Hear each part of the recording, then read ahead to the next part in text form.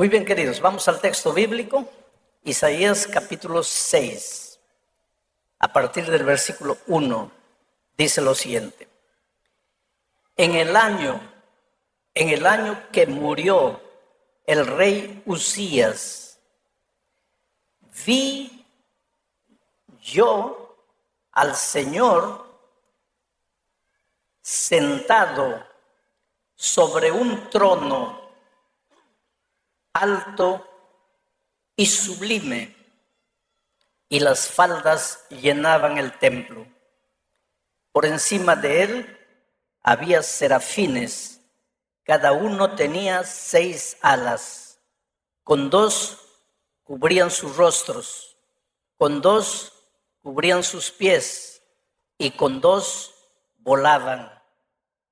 Y un querubín dijo al otro en voz alta: Santo, santo, santo, Jehová de los ejércitos, toda la tierra está llena de su gloria. Y los quiciales de las puertas se estremecieron con la voz que clamaba, y la casa se llenó de humo. Entonces dije, quien está escribiendo es Isaías, él está relatando, dice, entonces dije, ay de mí que soy muerto, porque siendo hombre inmundo de labios y habitando en medio de pueblo que tiene labios inmundos, han visto mis ojos al Rey Jehová de los ejércitos. Y voló hacia mí uno de los serafines, teniendo en su mano un carbón encendido, tomado del altar con unas tenazas, y tocando con el carbón sobre mi boca, dijo, he aquí que esto tocó tus labios, y es quitada tu culpa y limpio tu pecado. Después oí la voz del Señor que decía, ¿a quién enviaré? ¿Y quién irá por nosotros? Entonces respondí yo, heme aquí, envíame a mí. Podríamos predicar unos 8 sermones solo de este texto, pero yo tengo que predicar solo un sermón esta mañana. Entonces no voy a entrar en muchos detalles, pero voy a desarrollar apenas 3 pensamientos de los muchos pensamientos que contiene este texto. El primer pensamiento es el siguiente: Dios nunca pierde el control de las cosas. Repito, Dios nunca pierde el control de las cosas. ¿Y por qué digo eso? Porque Isaías empieza escribiendo así. En el año que murió el rey Uzías, yo vi la gloria de Dios. Dios estaba sentado en su trono en el año que murió el rey Uzías. Ahora ustedes van a entender por qué digo que Dios nunca pierde el control de las cosas. En el año que el rey Uzías murió. El rey Uzías fue uno de los reyes de Judá. Entró al reinado con 16 años de edad, 16 años, un jovencito, y gobernó durante 52 años. Ahora los matemáticos, díganme, ¿cuántos años vivió Uzías? Si entró al reinado con 16 años y gobernó por 52 años hasta morir, ¿con cuántos años murió? ¿Ah? Muy bien. Están bien en matemáticas. El rey Uzías entró al reinado con 16 años. ¿Sabe quién había sido su papá? El rey Amasías, un hombre de Dios. La historia toda está En el segundo libro de las Crónicas, en el capítulo 26, no voy a leer todo, pero voy a leer solo un versículo, el versículo 5 del capítulo 26 del segundo libro de las Crónicas. El versículo 5 dice así. Está hablando de Usías.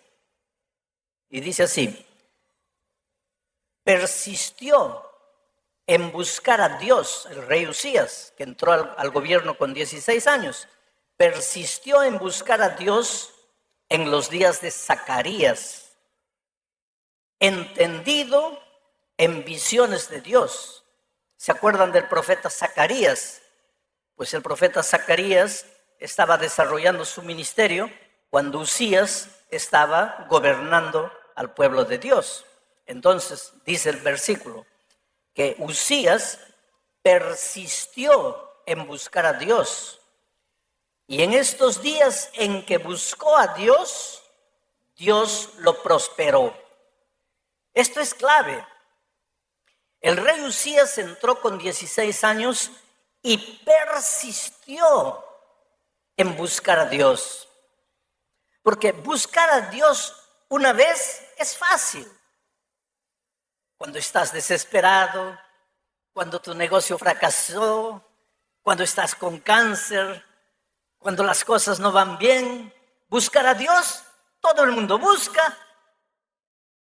Pero buscar a Dios persistiendo, a pesar de las dificultades, a pesar de los contratiempos, a pesar de que muchas veces suceden cosas que no entiendes.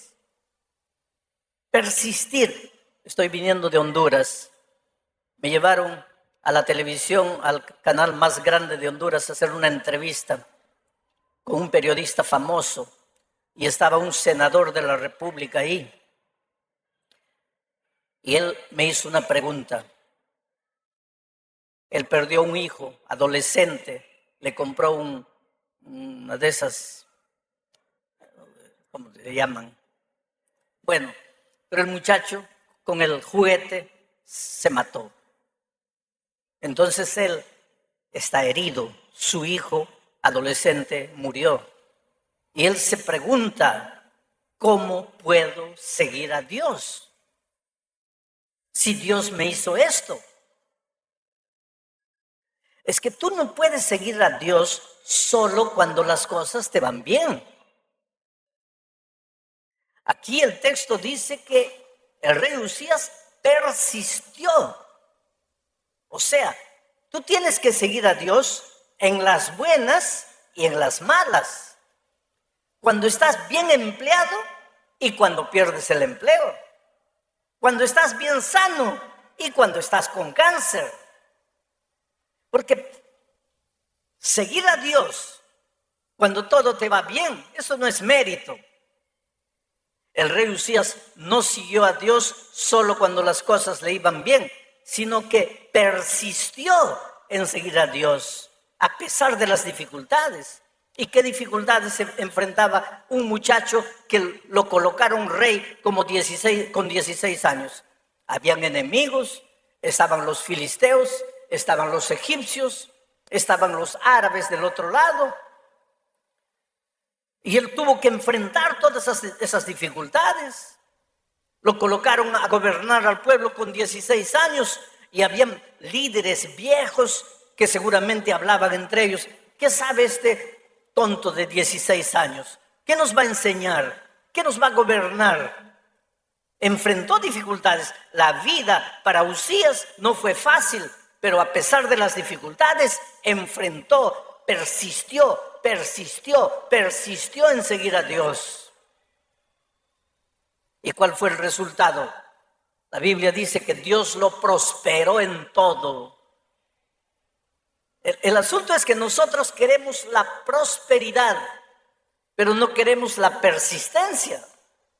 No hay prosperidad sin persistencia.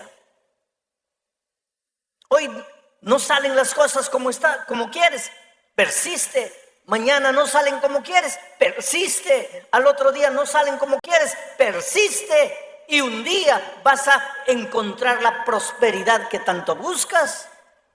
Pero al primer obstáculo te desanimas. Y después dices que el cristianismo no funciona. Después dices que las promesas de Dios no funcionan. No, la vida cristiana es persistencia. Y Uzías persistió. Y Dios lo prosperó. Y su fama extrapasó todos los límites de Judá. Y los enemigos temblaron. Uzías hizo un gobierno extraordinario. Abrió cisternas en el desierto para que la gente dejara de conglomerarse en las grandes ciudades, porque había agua aquí, y se fuera a habitar en el desierto. Él abrió cisternas en el desierto. Promovió la agricultura, promovió la ganadería. Uzías gobernó 52 años y fueron años de prosperidad. ¿Por qué? Porque persistía en seguir a Dios. Pero, ahí está la desgracia, pero cuando ya estaba lleno de gloria, cuando ya estaba lleno de fama, cuando la prosperidad le había llegado, el texto bíblico dice que se olvidó de Dios y empezó a confiar en su riqueza, en su ejército, en su fuerza. Y ahí se creyó Dios. Ahí se creyó Dios. Yo te voy a decir una cosa que te va a asustar. Dios sabe a quién le da prosperidad. Si la prosperidad te va a arruinar por amor a ti, Dios nunca te va a dar prosperidad. Dios sabe a quién le da dinero. Pero si el dinero te va a arruinar, es mejor que entres pobre al reino de los cielos que con millones te pierdas aquí en la tierra. Y por más que quieras dinero, Dios no te lo va a dar, porque en su infinita sabiduría sabe que el dinero te va a destruir. Pobre Uzías. Recibió dinero, recibió fama, recibió poder, recibió gloria y se olvidó de Dios. Y se creyó Dios.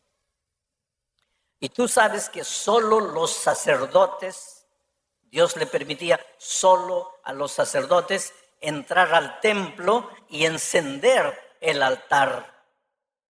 Pero ¿qué se le ocurrió un día al rey?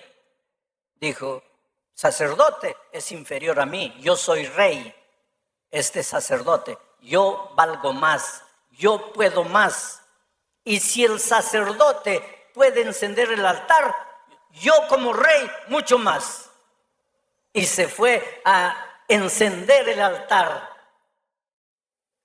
Y en el momento que estaba encendiendo el altar, los sacerdotes vinieron y le dijeron, rey, tú eres rey, tú no eres sacerdote. Aquí, a encender el altar, Dios ha dicho que solo los sacerdotes pueden venir. Tú estás yendo contra las órdenes divinas. Y ahí el rey dijo, ¿y quiénes son ustedes? Yo soy rey. Yo hago lo que se me da la gana. Aquí quien manda soy yo. Y en ese momento, aquí en la frente del rey Uzías, apareció una mancha blanca, lepra. Y la mancha comenzó a crecer. Y vinieron todos y lo cubrieron para que el pueblo no viera. Y lo llevaron, lo sacaron del templo. Y permaneció leproso varios años, hasta que murió leproso. Ese año que el rey Uzías murió, el pueblo estaba avergonzado por su rey malcriado que se atrevió a desafiar a Dios. El pueblo estaba medio desorientado porque pues confiaban en su rey. Los enemigos, al enterarse que el rey estaba enfermo, ahora comenzaron a armar sus ejércitos para invadir al pueblo de Dios. Y en esas circunstancias escribe Isaías el capítulo 6 y dice, en el año que el rey Uzías murió, En otras palabras, en el año que el rey Usías estaba trayéndole vergüenza al pueblo de Dios con su lepra, en el año que los ejércitos enemigos se estaban preparando para invadir la tierra, en el año que el pueblo de Dios estaba desorientado, yo, Isaías, dice, vi a Dios sentado en su trono. Cuando un monarca está sentado en su trono, cuando todo va bien. Y Dios está sentado en su trono. ¿Por qué? Porque todo va bien.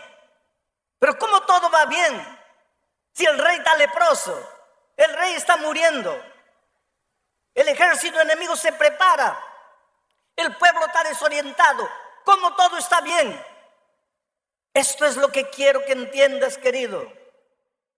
Cuando en tu vida todo está mal, cuando el cáncer te atacó, cuando tu hijo está en las drogas, cuando estás lleno de deudas, cuando perdiste el empleo, cuando la tierra debajo de tus pies parece que se va a hundir, en lugar de hacer como el pueblo de Israel, llorar, avergonzarse, enterrar la cara, haz como David, levanta los ojos al cielo y verás que Dios está sentado en su trono. La tierra puede temblar, pero Dios continúa en su trono. Y desde allí, Él gobierna los destinos del mundo. Tú no estás desamparado. Tú no estás abandonado. Desde el punto de vista humano, puedes pensar que tu problema no tiene solución, pero Dios está en el trono. Y si Él está en el trono, tú no tienes que asustarte. Tú no tienes que desesperarte. Mi pregunta para ti esta mañana es la siguiente. ¿Eres capaz de ver a Dios sentado en su trono? ¿O cuando los problemas te llegan, solo tienes ojos para tus problemas? Porque si cuando los problemas llegan, tus ojos solo se concentran en los problemas de esta vida, estás perdido. Pero aunque los problemas te parezcan sin solución, tienes que secarte las lágrimas y ser capaz de ver a Dios. Arrodíllate delante de Dios y dile: Señor, estoy herido. Mi esposo se fue. Mi esposa se fue. Mi hijo está preso. Estoy con cáncer. Estoy lleno de deudas. Estoy perdido. Pero Señor, yo sé que estás ahí. Y sé que no me vas a fallar. En medio del dolor, ora. En medio de las dificultades, persiste en orar. Cuando todo te parece que está viniendo para abajo, sigue orando. Ah, pastor, pero no sucede nada. Sigue orando, porque tu Dios está en el trono, controlando el destino de las naciones, controlando cada detalle de tu vida. El problema es el siguiente. Para que puedas ver a Dios cuando todo te va mal, tienes que haber aprendido a ver a Dios cuando todo te va bien.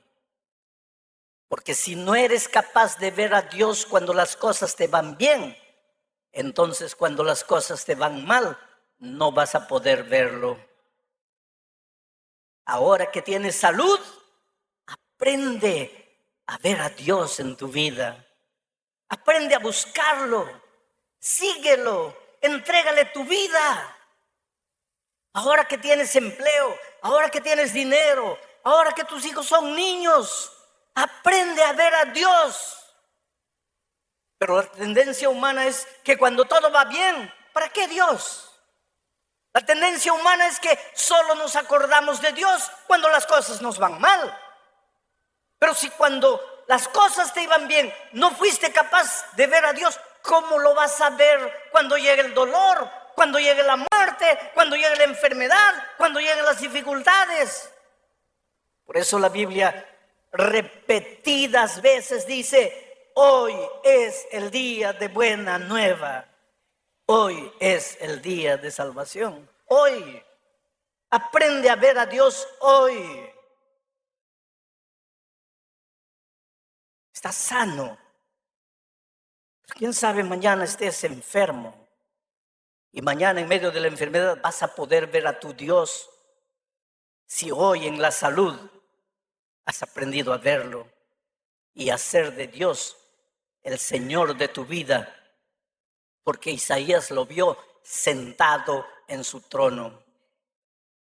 ¿Quién está sentado en este momento en el trono de tu corazón? ¿Quién? ¿Ricky Martin? ¿Michael Jackson?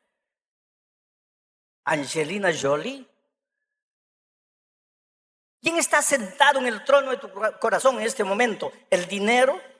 ¿El empleo? ¿La familia? ¿El trabajo? ¿Quién está sentado en el trono de tu corazón en este momento? ¿Quién domina tu vida? ¿Un vicio? ¿Un hábito? ¿El cigarro? ¿La droga? ¿La bebida? ¿Quién está sentado en el trono de tu corazón en este momento?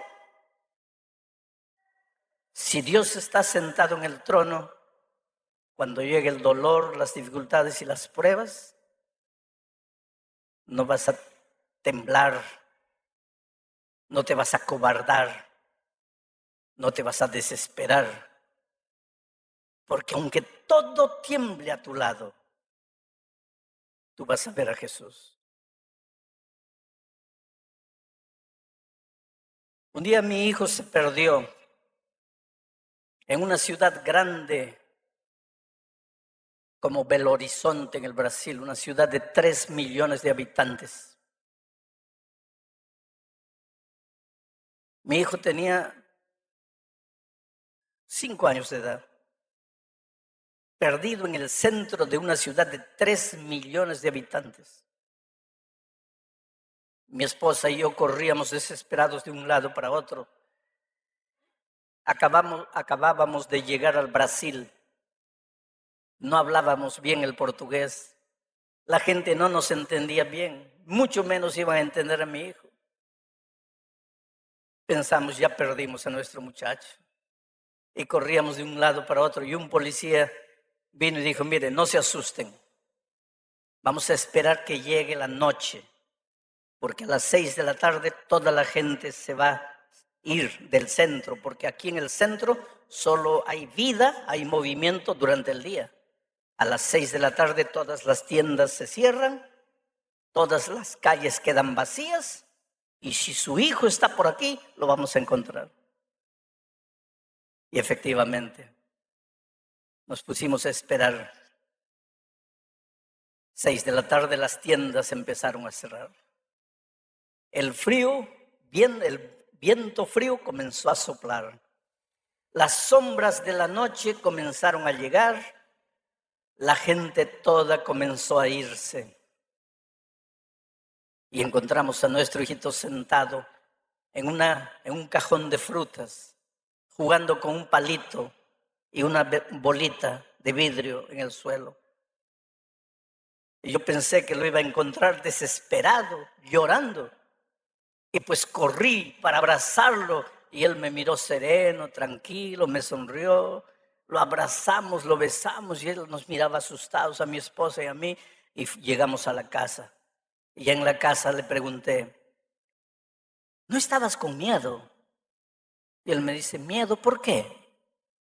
Que estabas perdido. Él dice, no, yo no estaba perdido. Yo te estaba esperando. ¿Tú no eres mi papá? ¿Tú no me ibas a buscar? Oh, querido, cuando en esta vida los vientos fríos de las dificultades empiezan a soplar en tu vida, cuando las calles de tu vida comienzan a quedar desiertas, cuando todas las puertas se cierran para ti y cuando todos te abandonan y te da la impresión de que te estás quedando solo, tú jamás estás solo. Tú solo estás esperando. Tu padre va a venir. ¿O no es tu padre? Está sentado en el trono de tu corazón, entonces no tengas miedo. Él va a aparecer en el momento oportuno. Cuando tú piensas que todo está perdido, Él va a aparecer. Por eso Isaías dice, en el año que el rey Usías murió, cuando el pueblo estaba desesperado, avergonzado por causa de su rey leproso, cuando el enemigo se preparaba para invadir, yo, Isaías, vi al Señor sentado en su trono. ¿Y sabes lo que sucede cuando tú ves a Dios en su santidad y en su gloria? Tú entiendes tu pecaminosidad. A veces yo encuentro por ahí a alguien que se cree santo, que se cree bueno, que se cree perfecto. A veces yo encuentro por ahí a alguien que no solo se considera santo, sino que se cree en el derecho de apuntarle con el dedo el pecado a todas las personas. ¿Sabes por qué es eso? Porque nunca has visto a Dios en su gloria. Porque si lo vieras en su gloria, no te sentirías en el derecho de apuntarle el pecado a nadie. Caerías como Isaías cayó en el suelo, reconociendo tu miseria, tu pecaminosidad, y dirías como Isaías, estoy muerto, porque he visto a Dios en su santidad, yo que soy hombre de labios inmundos y que vivo en medio de gente de labios inmundos, he visto a Dios, estoy perdido.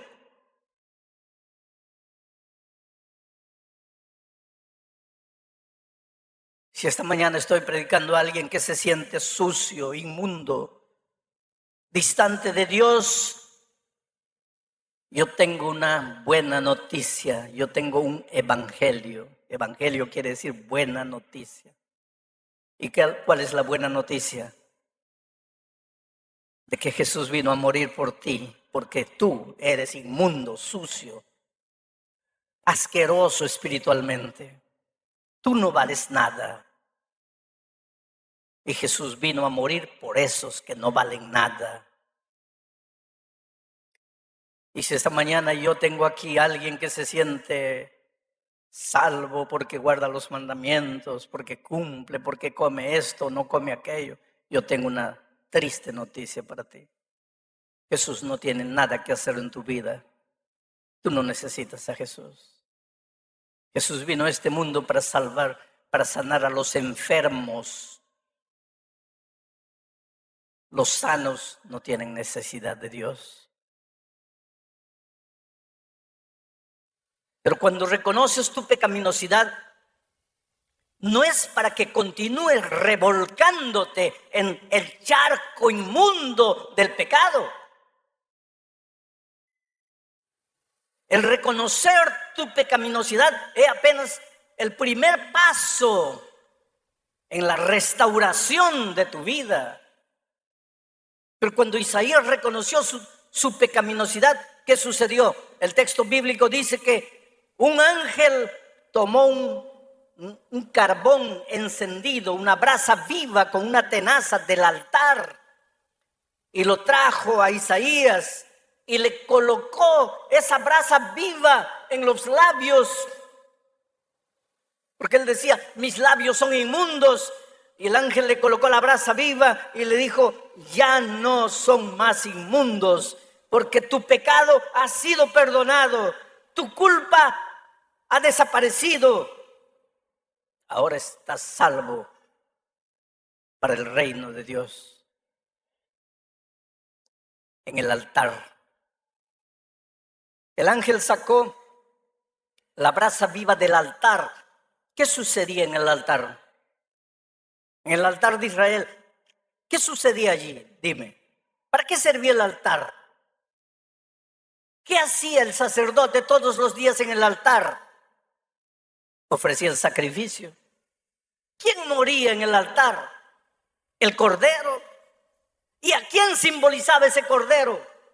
al Cordero de Dios que quita el pecado del mundo.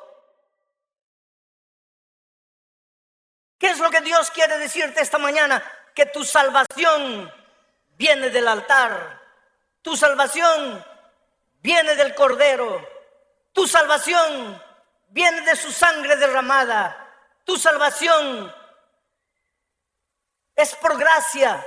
Tu salvación viene de Jesús.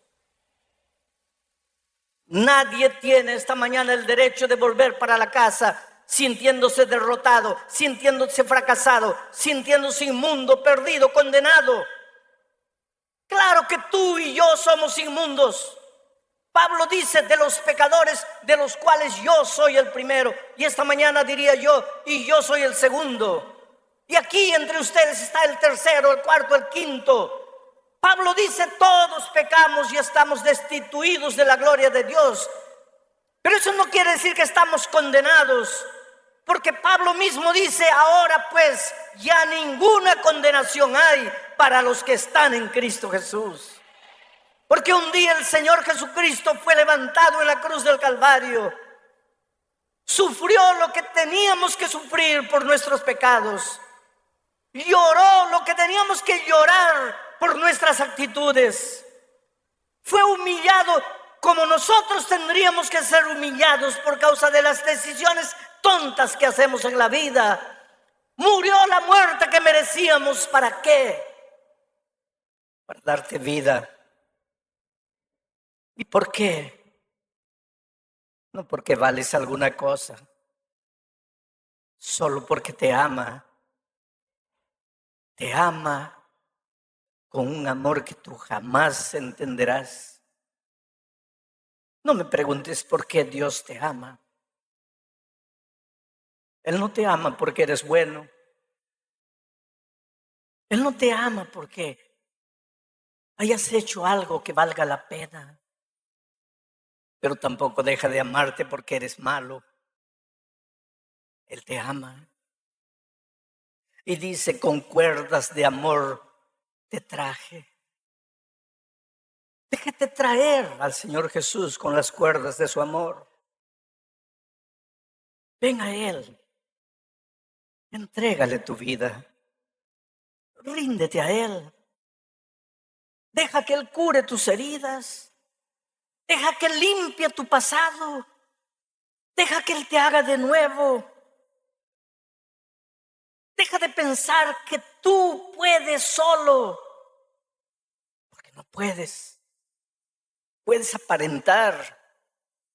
Puedes dar la impresión de que eres bueno, pero no lo eres. Jesús es tu única salida. En el altar donde el cordero era sacrificado, es de ahí que sale la brasa que purificará tu vida. Hoy es el día de buena nueva. Hoy es el día de salvación.